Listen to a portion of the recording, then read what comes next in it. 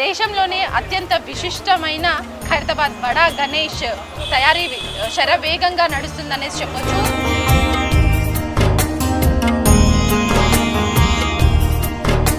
బాలరాముని కూడా పెట్టే ముఖ్య ఉద్దేశం ఏంటంటే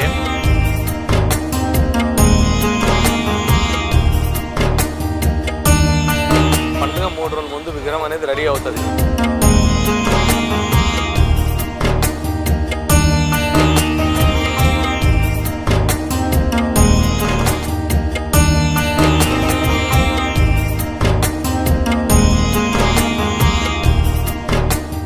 దేశంలోనే అత్యంత విశిష్టమైన ఖైరతాబాద్ బడా గణేష్ విగ్రహం తయారీ శరవేగంగా నడుస్తుందనేసి చెప్పొచ్చు. సో రాత్రింబవళ్ళు డే అండ్ నైట్ కష్టపడుతూ కళాకారులు అయితే వాళ్ళ పనులు చకచక చేస్తున్నారనేసి చెప్పొచ్చు. ఇక పండగ దగ్గర పడుతుండడంతో తయారీ విధానం ఎంతవరకు వచ్చింది, అట్లాగే ఈసారి సప్తముఖ మహాశక్తి గణపతిగా ఈసారి భక్తులకైతే దర్శనం ఇవ్వబోతున్నాడు. సో పండుగ చాలా నియర్ బై ఉంది. సో పనులు చూసుకుంటే సో కలరింగ్ అయితే ఒక్కటే పెండింగ్ ఉన్నట్టు తెలుస్తుంది. సో ఉత్సవ కమిటీ మెంబర్స్ మనతో పాటు ఉన్నారు. రాజన్న, ఒకసారి మనం మాట్లాడదాం.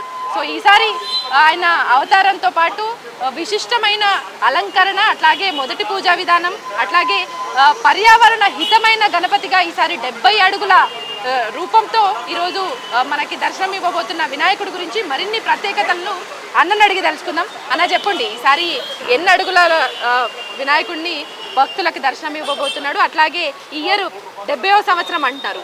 సో ఈసారి ఆయన ప్రత్యేకత ఏంటి, ఆయన రూపానికి సంబంధించి వివరాలు చూడండి. 1954లో ఒక్క అడుగుతో మొదలుపెట్టిన వినాయకుడు ఈ సంవత్సరానికి 70 సంవత్సరాలు పూర్తయ్యాయి. కాబట్టి 70 అడుగులు 70 సంవత్సరాలు అనే ఆలోచనతో ముందుకెళ్తా ఉన్నాము. మరి ఈ సంవత్సరము సప్తముఖ మహాశక్తి వినాయకుని ఖైరతాబాద్లో దర్శనం ఇవ్వబోతా ఉన్నాడు. ఒకవైపు శ్రీనివాస కళ్యాణము, మరొక వైపు శివపార్వతుల కళ్యాణము, మళ్ళీ బాలరాముడు, రాహుకేతు, మరి 7 సర్పాలు 14 చేతులతో విలుస్తూ ఉన్నాడు అనమాట. మరి ఈ సంవత్సరం తీసుకునే కాన్సెప్ట్ ముఖ్య ఉద్దేశం ఏంటంటే 2014లో వినాయకుని షష్ఠి పూర్తయింది. షష్ఠి పూర్తయినప్పుడు వినాయకుని గురువం మొత్తం తీసుకొచ్చాం. శివ పార్వతులు, అయ్యప్ప స్వామి, కుమారస్వామి, సిద్ధి బుద్ధి. మరి 70 సంవత్సరాల కారణంగా బ్రహ్మ విష్ణు మహేశ్వరులు, లక్ష్మీ సరస్వతి పార్వతులు వాళ్ళని తీసుకొచ్చి మరి శివపార్వతుల కళ్యాణము, అదే శ్రీనివాస కళ్యాణం చేయాలి 70 సంవత్సరాలు కాబట్టి అనే ఆలోచనతో ఈ విగ్రహాలు పెట్టడం జరిగిందనమాట. బాలరాముని కూడా పెట్టే ముఖ్య ఉద్దేశం ఏంటంటే అందరూ అయోధ్య వెళ్ళి చూడలేరు కాబట్టి బాలరాముని ఇక్కడ పెట్టడం జరిగింది.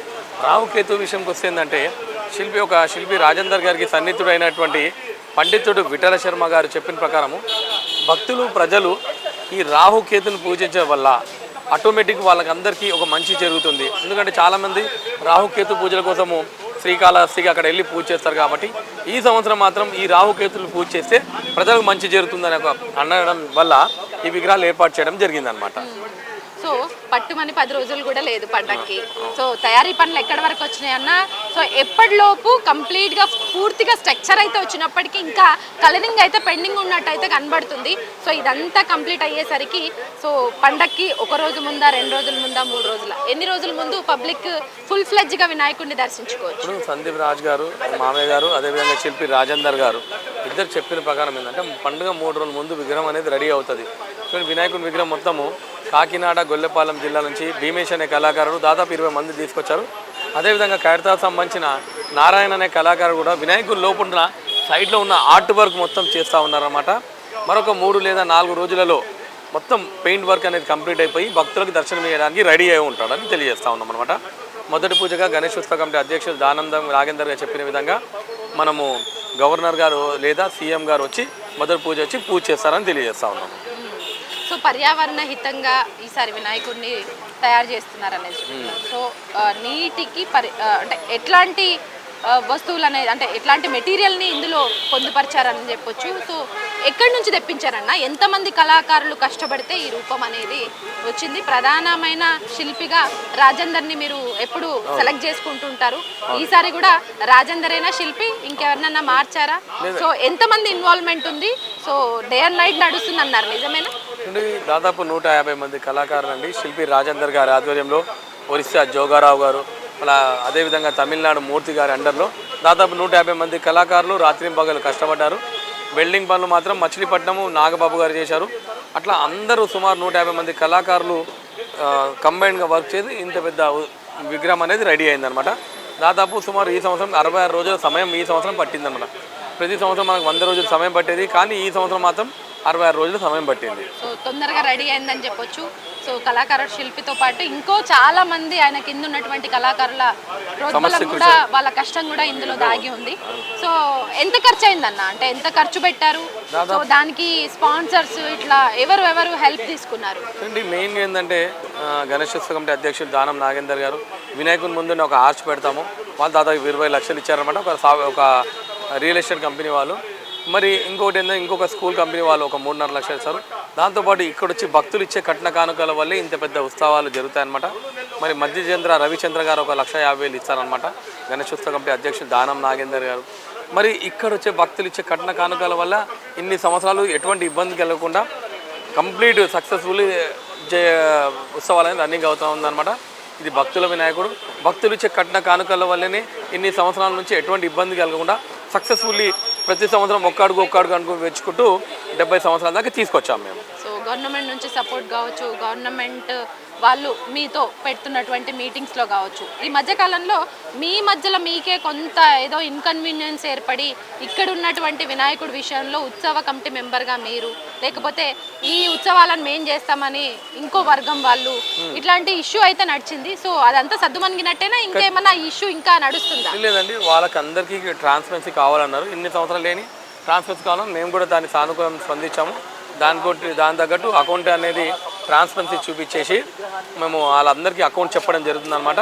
మేము కూడా ఏం బాధపడలేదు, ఎందుకంటే వినాయకుడు మాకు ఇంటి దేవుడు కాబట్టి మేము 80% చేయాలనే ఉద్దేశంతో ఉన్నాం కాబట్టి ఖచ్చితంగా వాళ్ళకు కూడా దీన్ని ఏం లొసుగులు ఉన్నాయని వాళ్ళ డౌట్ అనమాట.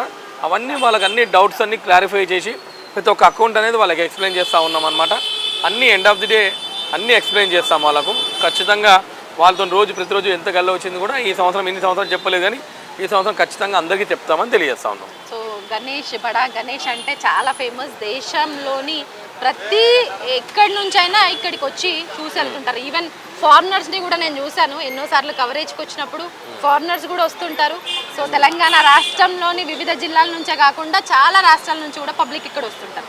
సో లక్షల్లో వచ్చే పబ్లిక్కి ఎలాంటి ఏర్పాట్లు చేస్తున్నారు, ఎన్ని క్యూ లైన్స్ ఏర్పాటు చేయనున్నారు ఈసారి? సో ఎంట్రన్స్ ఎగ్జిట్ ఇవన్నీ ఎట్లా ఉండబోతున్నాయి అన్న? ప్రభుత్వ పరంగా మనకు ఆర్ఎన్బి సహకారంతో రోడ్స్ బ్యారికేడింగ్ కావచ్చు, మరి అన్ని రకాలుగా మనకు ఏర్పాటు చేయడం జరుగుతూ ఉందన్నమాట.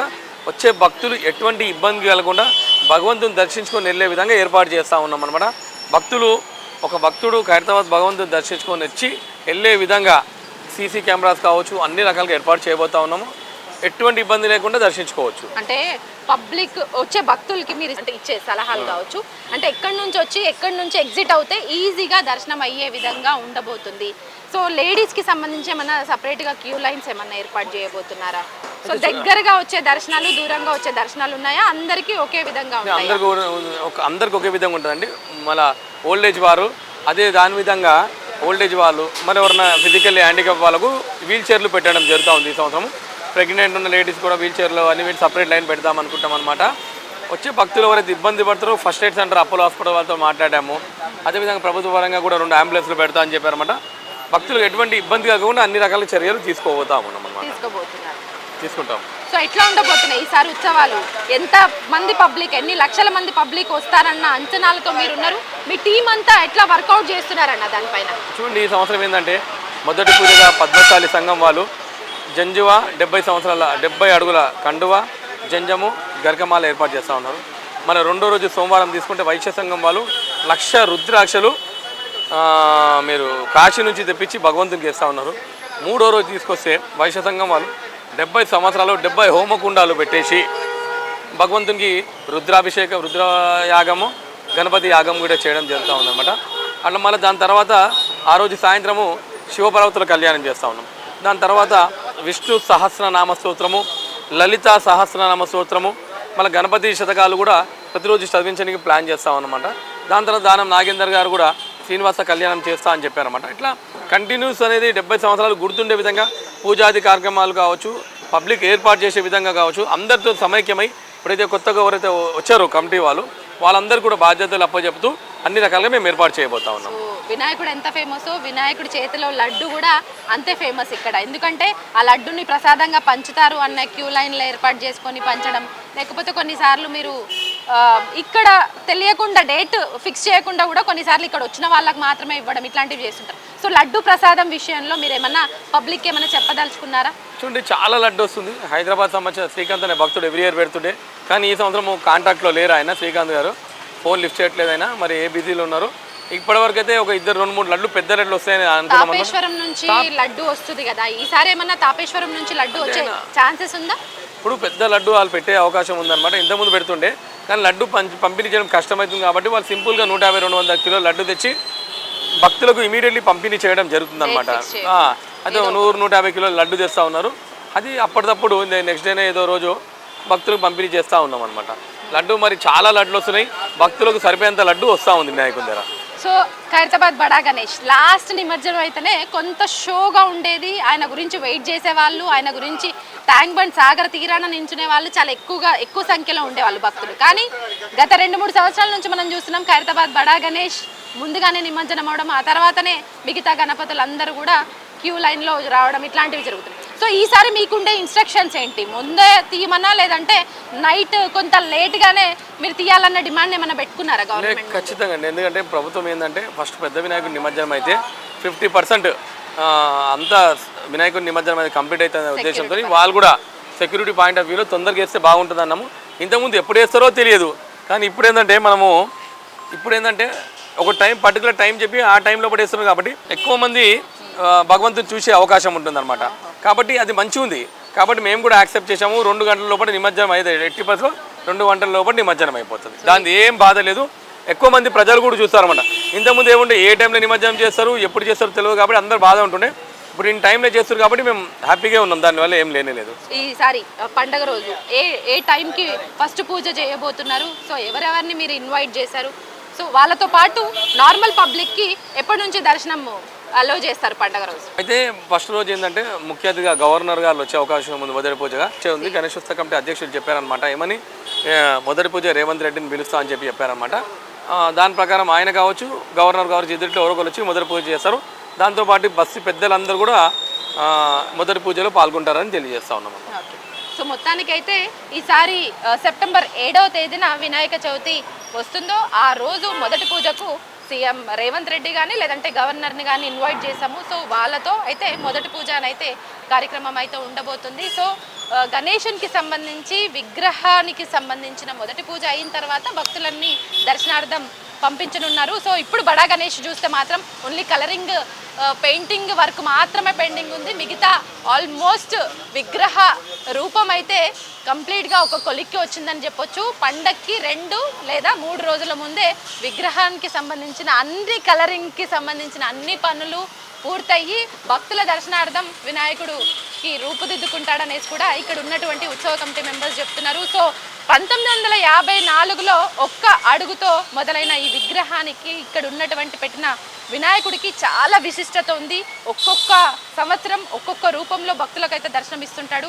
సో ఈసారి సప్తముఖ మహాశక్తి మహాగణపతిగానైతే ఈసారి దర్శనం ఇవ్వబోతున్నాడు. ఖచ్చితంగా పబ్లిక్ భక్తులు కోరుకున్న కోరికలు నెరవేర్చే గణపతిగా ఈయనకు పేరుంది. ఈ వినాయకుడికి ఇంకా ఎన్నో రోజులు లేదు, పండక్కి 2-3 రోజుల ముందే భక్తులకు దర్శనం ఇచ్చే విధంగా ఇక్కడైతే కళాకారులు కావచ్చు, ఇక్కడ ఉన్నటువంటి ఉత్సవ కమిటీ మెంబర్స్ కావచ్చు, వాళ్ళ పనులను అయితే బిజీగా ఉన్నారు. కెమెరా పర్సన్ రాజేష్తో హరిత, న్యూస్ లైన్ తెలుగు.